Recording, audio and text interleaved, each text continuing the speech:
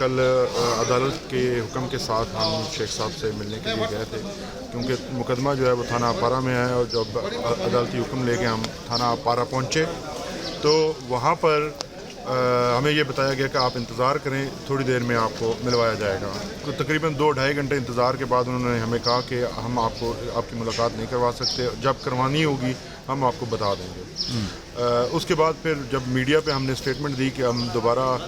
Magistrate کی court میں جا رہے ہیں، کیونکہ مجسٹریٹ کے آرڈر کو وائلیٹ کیا جا رہا ہے۔ پہلے انہوں نے اسلام آباد ہائی کورٹ کے آرڈر کو وائلیٹ کیا تھا جب انہوں نے یہ مقدمہ درج کیا تھا، اور اب ہمیں ہمارا کلائنٹ ہے اس کا ہمیں کوئی اتا پتہ نہیں ہے، ان کی فیملی کو ان کا اتا پتہ نہیں ہے، نہ ان کی ادویات ہیں ان کے پاس۔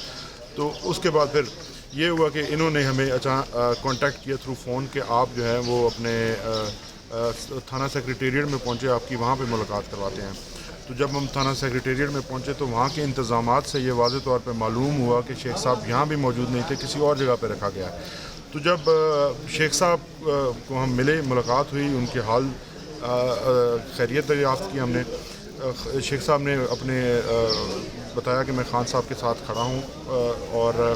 سب سے امپورٹنٹ جو بات انہوں نے کی، انہوں نے کہا کہ یہ عمران خان کو راستے سے ہٹانے کے لیے